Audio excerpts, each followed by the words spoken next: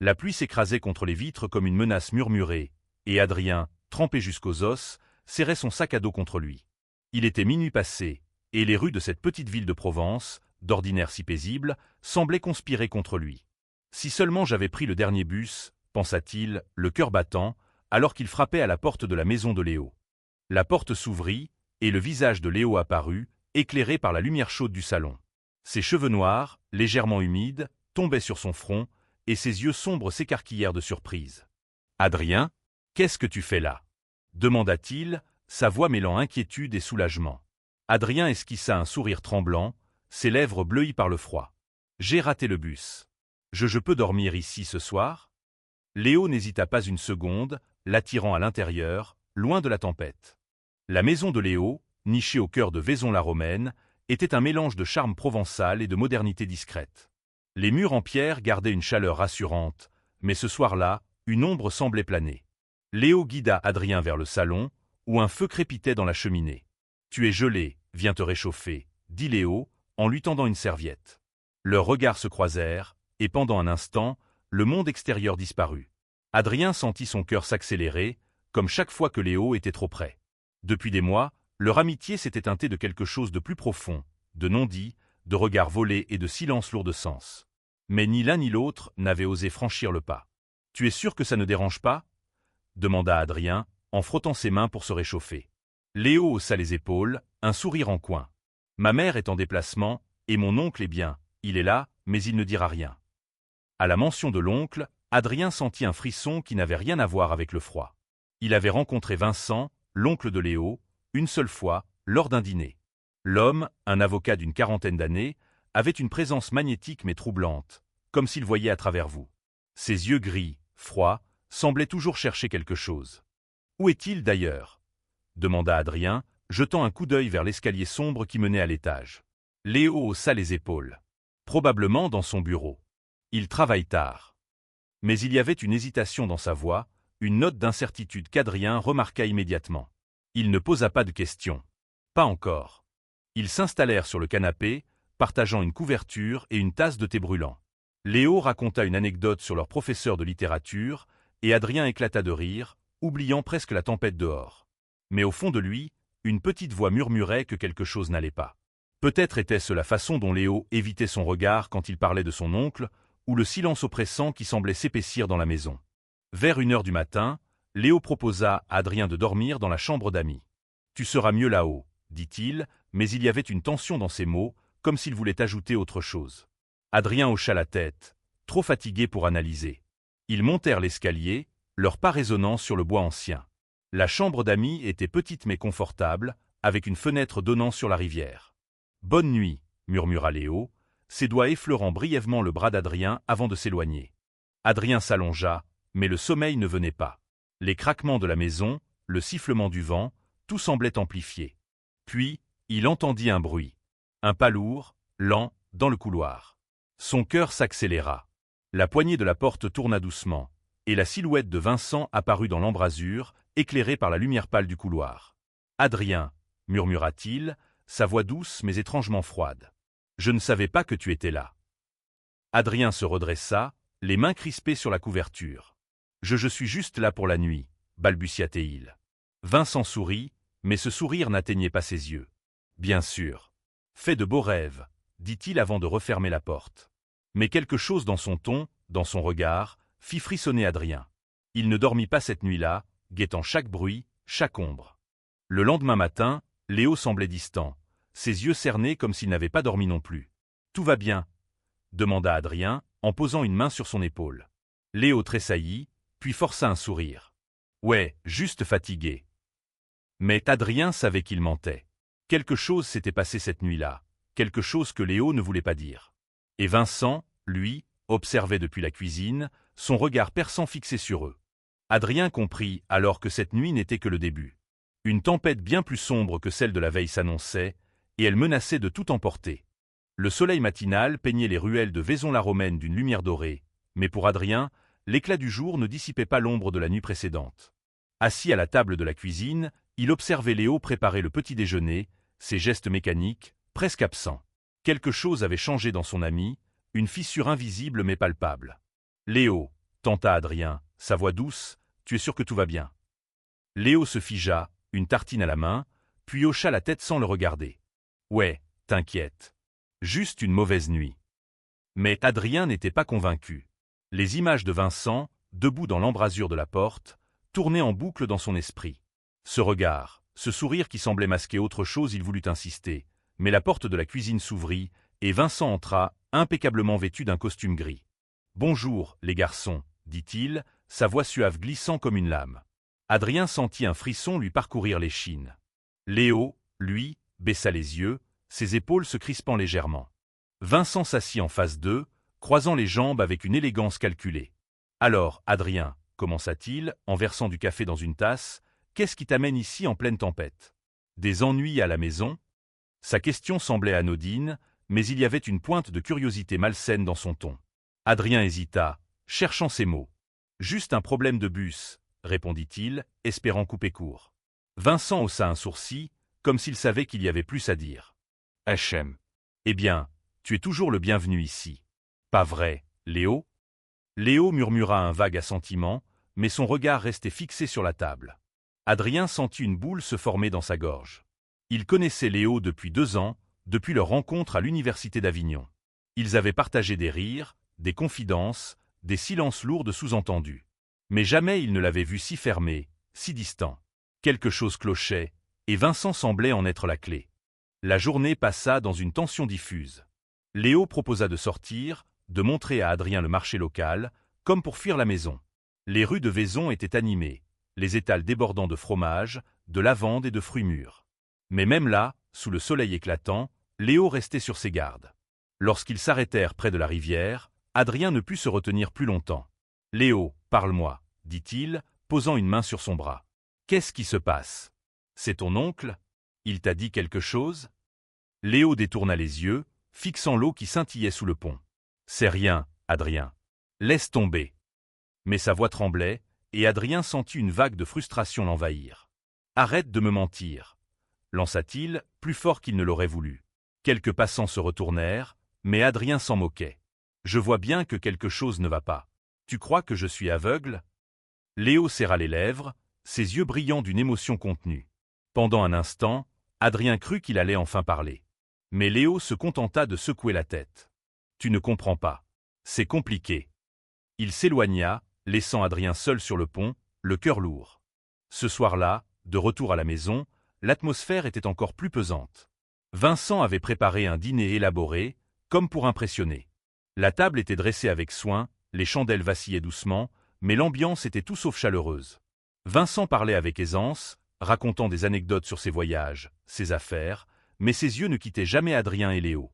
À un moment, il posa une question anodine. « Vous deux, vous êtes proches, n'est-ce pas ?» Le silence qui suivit fut assourdissant. Léo répondit d'un ton sec, « On est amis. » Mais Vincent sourit, un sourire qui semblait dire qu'il en savait plus qu'eux-mêmes. Adrien sentit son estomac se nouer. Il voulait crier, demander à Léo ce qui le rongeait, mais les mots restaient coincés dans sa gorge. Plus tard, alors qu'il débarrassait la table, Adrien surprit une conversation à voix basse entre Léo et Vincent dans le couloir. Il ne saisit que des bribes, « Tu ne peux pas continuer comme ça, ce n'est pas ton rôle. » La voix de Léo était tremblante, celle de Vincent, froide et autoritaire. Quand ils revinrent, Léo évita le regard d'Adrien, et Vincent arborait ce même sourire énigmatique. Cette nuit-là, Adrien ne dormit pas dans la chambre d'amis. Il insista pour rester dans la chambre de Léo, sur un matelas au sol. « Je me sentirai mieux ici », murmura-t-il, et Léo, après un long silence, accepta. Allongé dans l'obscurité, Adrien écoutait la respiration de Léo, cherchant des réponses dans le silence. Il savait que quelque chose de grave se tramait, et il était déterminé à découvrir quoi. Mais il ignorait encore à quel point cette vérité allait bouleverser leur vie. Les jours suivants, la maison de Léo devint un refuge précaire pour Adrien. Il n'avait nulle part ailleurs où aller, son propre appartement à Avignon étant en travaux après une fuite d'eau. Mais chaque nuit passée sous ce toit renforçait son malaise. Vincent était partout, omniprésent, ses regards scrutateurs suivant chaque mouvement d'Adrien et Léo. Pourtant, il ne faisait rien d'ouvertement menaçant. C'était dans les détails. Une main qui s'attardait trop longtemps sur l'épaule de Léo, une remarque ambiguë, un silence trop lourd après une question anodine. Adrien passa ses journées à essayer de percer le mur que Léo avait érigé entre eux. Il sortait souvent, fuyant la maison pour les collines environnantes ou les cafés de Vaison. Un après-midi, assis sous un olivier, Adrien tenta à nouveau sa chance. « Léo, je ne partirai pas tant que tu ne me dis pas ce qui se passe, » dit-il, sa voix ferme mais empreinte de douceur. Léo, les yeux fixés sur l'horizon, serra les poings. « Tu ne peux pas comprendre, Adrien. C'est ma famille. »« Ta famille ?» répéta Adrien, perplexe. « C'est Vincent, c'est ça? Qu'est-ce qu'il t'a fait ?» Léo tressaillit, comme si les mots d'Adrien avaient touché une blessure ouverte. Il ouvrit la bouche, puis la referma, secouant la tête. « Laisse tomber. S'il te plaît. » Mais Adrien ne pouvait pas laisser tomber. Pas quand il voyait la douleur dans les yeux de Léo, pas quand il sentait que leur lien, fragile mais précieux, était menacé par quelque chose qu'il ne comprenait pas encore. Ce soir-là, alors qu'il rentrait, Vincent les attendait dans le salon, un verre de vin à la main. « Vous vous amusez bien, tous les deux ?» demanda-t-il, son ton faussement léger. Adrien sentit une colère sourde monter en lui. Il voulait confronter Vincent, lui demander ce qu'il cachait, mais Léo le devança. « On va se coucher, » dit-il sèchement, entraînant Adrien vers l'escalier. Dans la chambre de Léo, Adrien ne put se retenir. « Pourquoi tu le laisses te parler comme ça ?» lança-t-il, sa voix tremblante de frustration. Léo se tourna vers lui, les yeux brillants de larmes contenues. « Parce que je n'ai pas le choix, Adrien !» cria-t-il, avant de se taire, comme effrayé par sa propre véhémence. Il s'assit sur le lit, les épaules voûtées, et murmura « Vincent, il sait des choses. Des choses sur moi. Sur nous. » Adrien sentit son cœur s'arrêter. « Sur nous ?» répéta-t-il, la gorge sèche. Léo hocha la tête, évitant son regard. « Il m'a vu, Adrien. Il nous a vus, l'autre jour, près de la rivière. Quand tu m'as touché le bras. Il m'a dit qu'il savait ce que je ressentais pour toi. » Les mots tombèrent comme des pierres dans l'eau, créant des vagues dans l'esprit d'Adrien. Il s'assit à côté de Léo, son cœur battant à tout rompre. « Et qu'est-ce que tu ressens ?» demanda-t-il, sa voix à peine audible. Léo releva les yeux, et pour la première fois depuis des jours, il sembla vraiment le voir. « Je t'aime, Adrien » murmura-t-il, les mots lourds d'une vérité qu'il avait longtemps gardée enfouie. Adrien sentit une chaleur envahir sa poitrine, mêlée de peur et d'espoir. Il tendit la main, effleurant celle de Léo. « Moi aussi » murmura-t-il en retour. Mais leur moment fut interrompu par un bruit dans le couloir. La porte s'ouvrit brusquement, et Vincent se tenait là, son visage impassible mais ses yeux brûlants d'une intensité inquiétante. « Intéressant » dit-il, sa voix tranchante comme une lame. « Très intéressant. » Léo se leva d'un bond, son visage blême. « Qu'est-ce que tu veux, Vincent ?» demanda-t-il, sa voix tremblante mais déterminée. Vincent ne répondit pas tout de suite. Il s'avança, refermant la porte derrière lui. « Je veux juste m'assurer que tout le monde ici est honnête, » dit-il, un sourire froid aux lèvres. Adrien sentit un frisson glacé le parcourir. Il comprit alors que Vincent n'était pas seulement une menace diffuse. Il avait un plan, et ils étaient tous les deux au cœur de celui-ci. Les mots de Vincent restèrent suspendus dans l'air, lourds de sous-entendus.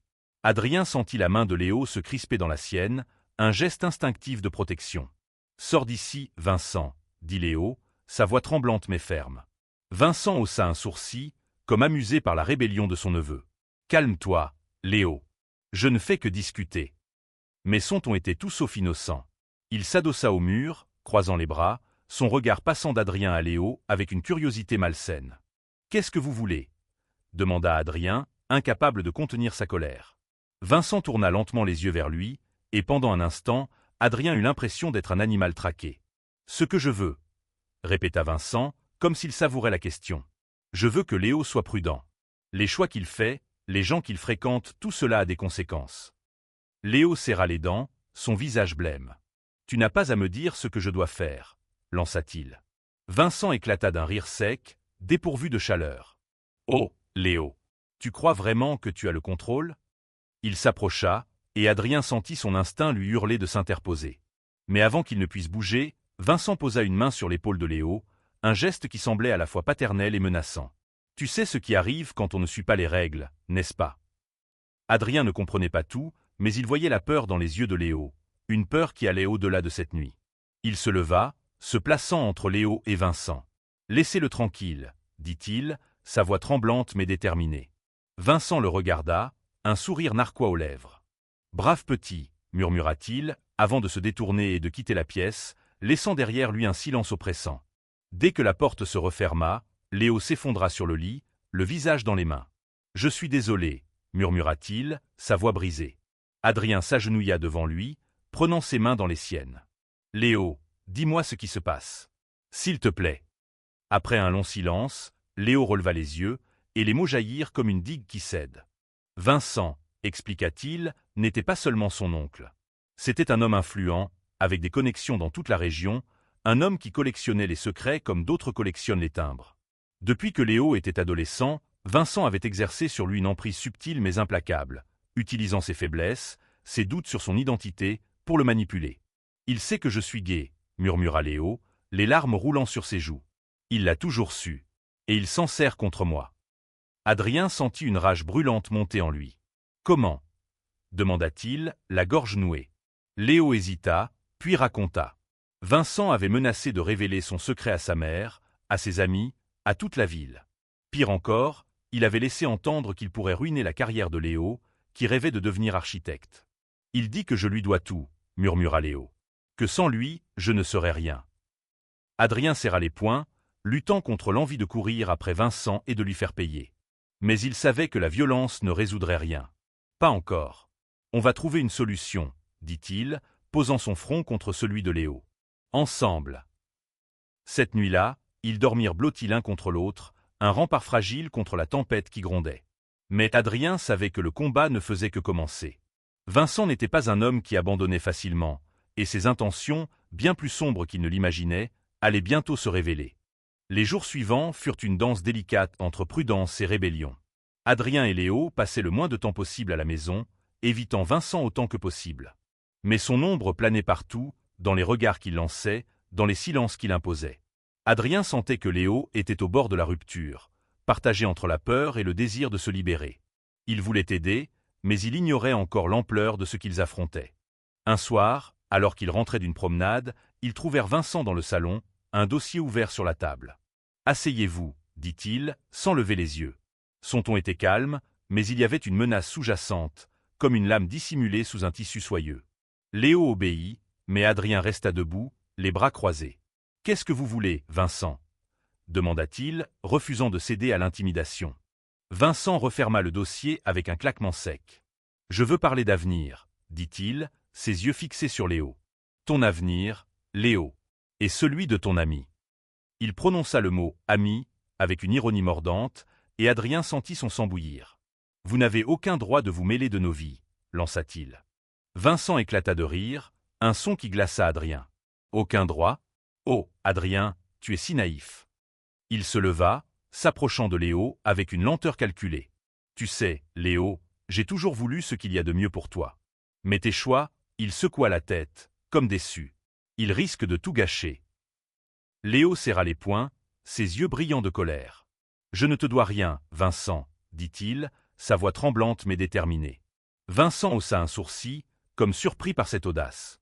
Puis, sans un mot, il sortit une enveloppe du dossier et la posa sur la table. « Ouvre-la, » ordonna-t-il. Avec des mains tremblantes, Léo obéit. À l'intérieur, il y avait des photos. Des photos d'eux deux, prises à leur insu. Adrien et Léo sur le pont, leurs mains se frôlant. Adrien et Léo dans un café, leurs regards complices. Adrien sentit son estomac se nouer. « Vous nous espionnez » murmura-t-il, horrifié. Vincent haussa les épaules. « Disons que je protège mes intérêts. » Il s'approcha de Léo, posant une main sur son épaule. « Tu as deux choix, Léo. Soit tu fais ce que je dis, soit ces photos finissent entre les mains de ta mère. Et crois-moi, elle ne sera pas ravie d'apprendre que son fils, » il laissa la phrase en suspens, un sourire cruel aux lèvres. Adrien bondit, repoussant la main de Vincent. « Vous êtes un monstre, » cracha-t-il. Vincent ne broncha pas, son sourire s'élargissant. « Peut-être. Mais je suis un monstre qui obtient ce qu'il veut. » Cette nuit-là, Léo et Adrien élaborèrent un plan. Ils ne pouvaient pas rester passifs, laisser Vincent les manipuler comme des marionnettes. Ils décidèrent de fouiller son bureau, de trouver quelque chose, n'importe quoi, qui pourrait leur donner un avantage. Tandis que Vincent était sorti pour une réunion, ils s'introduisirent dans la pièce, le cœur battant. Les tiroirs étaient verrouillés, mais Adrien trouva une clé cachée sous un tapis. À l'intérieur, ils découvrirent des documents, des lettres, des contrats et quelque chose d'encore plus troublant. Un carnet rempli de notes sur Léo, détaillant ses moindres faits et gestes, ses peurs, ses rêves.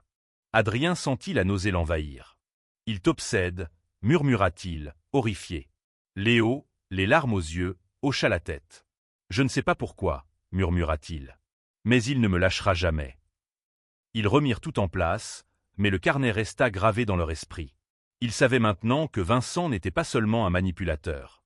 Il était dangereux. Et ils devaient trouver un moyen de l'arrêter avant qu'il ne soit trop tard. Le lendemain, Adrien et Léo étaient déterminés. Ils ne pouvaient pas continuer à vivre dans la peur, attendre que Vincent frappe. Ils décidèrent de confronter la vérité, mais d'abord, ils avaient besoin d'alliés. Adrien pensa à Camille, une amie commune de l'université, connue pour son courage et son franc-parler. Ils la contactèrent et lui racontèrent tout, omettant les détails les plus intimes. Camille, indignée, accepta de les aider. « Cet homme est un prédateur, » dit-elle, les yeux flamboyants. « On va l'exposer. » Ils élaborèrent un plan. Camille connaissait un journaliste local, Paul, qui enquêtait sur des affaires de corruption dans la région. Si Vincent utilisait son influence pour manipuler Léo, il était probable qu'il ait d'autres secrets.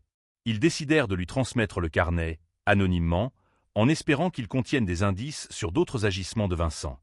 Mais la tâche était risquée. Vincent était prudent, et la maison semblait avoir des yeux partout. Une nuit, alors qu'ils préparaient leur plan dans la chambre de Léo, ils entendirent un bruit à l'extérieur.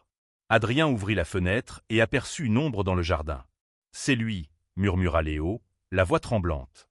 Ils éteignirent la lumière, retenant leur souffle, jusqu'à ce que l'ombre disparaisse. Le lendemain, ils remirent le carnet à Camille, qui promit de le transmettre à Paul. Mais Vincent semblait avoir senti que quelque chose se tramait. Il devint plus présent, plus insistant, posant des questions sur leurs allées et venues. « Vous semblez nerveux, tous les deux, » dit-il un soir, son regard perçant. « Un problème. » Adrien sentit la colère monter, mais Léo lui serra la main sous la table, un avertissement silencieux. « Tout va bien, » répondit Léo, sa voix monocorde. Vincent sourit, mais ses yeux restaient froids. « Tant mieux. Je détesterais qu'il vous arrive quelque chose. » Cette nuit-là, Adrien et Léo ne dormirent pas. Ils savaient que le temps pressait. Si Vincent découvrait leur plan, les conséquences seraient désastreuses. Ils décidèrent de quitter la maison dès le lendemain, de trouver refuge chez Camille jusqu'à ce que Paul ait des réponses. Mais au petit matin, alors qu'ils préparaient leurs affaires, Vincent apparut dans l'embrasure de la porte, un sourire glacial aux lèvres. « Vous partez » demanda-t-il, son ton faussement surpris. « Sans me dire au revoir. » Léo se figea, mais Adrien se plaça devant lui, refusant de céder à la peur. « On n'a plus rien à vous dire » lança-t-il. Vincent éclata de rire, un son qui fit frissonner Adrien. « Oh, vous avez tort. Nous n'en avons pas fini. » Il s'avança, et pour la première fois, Adrien vit une lueur de véritable danger dans ses yeux. Mais avant que Vincent ne puisse ajouter quoi que ce soit, le téléphone de Léo sonna. C'était Camille. « Paul a trouvé quelque chose, » dit-elle, la voix excitée. « Rendez-vous au café près de la rivière. Maintenant. » Adrien et Léo échangèrent un regard. C'était leur chance. Ils devaient agir, et vite. Le café près de la rivière était bondé, les voix des clients se mêlant au cliquetis des tasses et au murmure de l'eau. Adrien et Léo s'assirent dans un coin, nerveux, attendant Camille et Paul. Quand ils arrivèrent, Paul posa un dossier sur la table, son visage grave. « Votre oncle n'est pas seulement un manipulateur, » dit-il à Léo. « C'est un homme dangereux. » Il ouvrit le dossier, révélant des documents et des témoignages. Vincent, apparemment, n'était pas seulement un avocat prospère. Il était impliqué dans des affaires louches, utilisant son influence pour faire chanter des personnes vulnérables, pas seulement Léo. Le carnet contenait des noms, des dates, des détails sur d'autres victimes. « Il se sert des secrets des gens pour les contrôler », expliqua Paul. « Et toi, Léo, tu n'es qu'une pièce de plus dans son jeu. » Léo baissa les yeux, les larmes menaçant de couler. Adrien posa une main sur son bras, un geste de réconfort. « Qu'est-ce qu'on peut faire » demanda-t-il. Paul esquissa un sourire déterminé. « On va l'exposer. J'ai des contacts à la police. Avec ces preuves, ils peuvent ouvrir une enquête. » Mais le plan n'était pas sans risque. Vincent avait des alliés puissants, et s'il découvrait qu'ils agissaient contre lui, il pourrait frapper en premier. Ils décidèrent de rester discrets, de rassembler plus de preuves tout en protégeant Léo. Camille proposa qu'il reste chez elle, loin de la maison de Vincent. Cette nuit-là, chez Camille, Adrien et Léo parlèrent jusqu'à l'aube. Léo raconta tout, les années de manipulation, la peur constante, la honte qu'il avait ressentie en cachant qui il était. Adrien l'écouta, le cœur lourd mais rempli d'amour. « Tu n'es pas seul, » murmura-t-il, prenant Léo dans ses bras. « Pas maintenant, pas jamais. » Mais leur répit fut de courte durée. Le lendemain, Vincent les retrouva. Il apparut à la porte de Camille, son sourire plus menaçant que jamais. « Vous pensez pouvoir m'échapper » demanda-t-il, sa voix glaciale. Adrien sentit son cœur s'arrêter, mais Léo se leva, le regardant droit dans les yeux. « C'est fini, Vincent, » dit-il, sa voix tremblante mais résolue. « Je ne te laisserai plus me contrôler. » Vincent éclata de rire, mais pour la première fois, Adrien vit une fissure dans son assurance. « Tu crois que c'est si simple ?» demanda-t-il. Mais avant qu'il ne puisse continuer, Camille intervint, brandissant son téléphone. « La police est en route, » dit-elle, son ton sans appel. Vincent blêmit, mais il ne bougea pas. Pas encore. Les minutes qui suivirent semblèrent durer une éternité. Vincent restait immobile, son regard passant de Léo à Camille, puis à Adrien. « Vous faites une grave erreur, » dit-il enfin, sa voix basse mais chargée de menaces. Mais Léo ne fléchit pas non, répondit-il, les poings serrés. C'est toi qui as fait une erreur en pensant que tu pouvais nous détruire. Quand les sirènes de la police résonnèrent au loin, Vincent comprit qu'il avait perdu.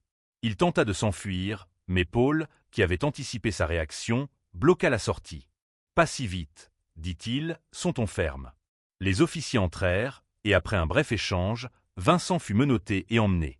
Léo s'effondra dans les bras d'Adrien, les larmes coulant librement. « C'est fini, » murmura-t-il, à moitié incrédule. Les semaines qui suivirent furent un tourbillon. L'enquête révéla l'ampleur des agissements de Vincent. Chantage, corruption, manipulation. Il fut condamné, et ses victimes, dont Léo, commencèrent à reconstruire leur vie. Léo parla enfin à sa mère, qui, bien que choquée, l'entoura d'amour et de soutien. Adrien resta à ses côtés, leur lien plus fort que jamais. Un soir, alors qu'il se promenait sur le pont où tout avait commencé, Léo prit la main d'Adrien, sans peur, sans honte. « Merci » murmura-t-il, ses yeux brillants sous la lumière des étoiles. « Pourquoi » demanda Adrien, un sourire timide aux lèvres. « Pour m'avoir donné le courage d'être moi. » Ils s'embrassèrent, sous le ciel clair de Provence, libres enfin. Leur amour, né dans l'ombre et la peur, avait triomphé des ténèbres. Et dans cette victoire, ils trouvèrent non seulement la liberté, mais aussi l'espoir d'un avenir où ils pourraient être eux-mêmes, ensemble, sans crainte.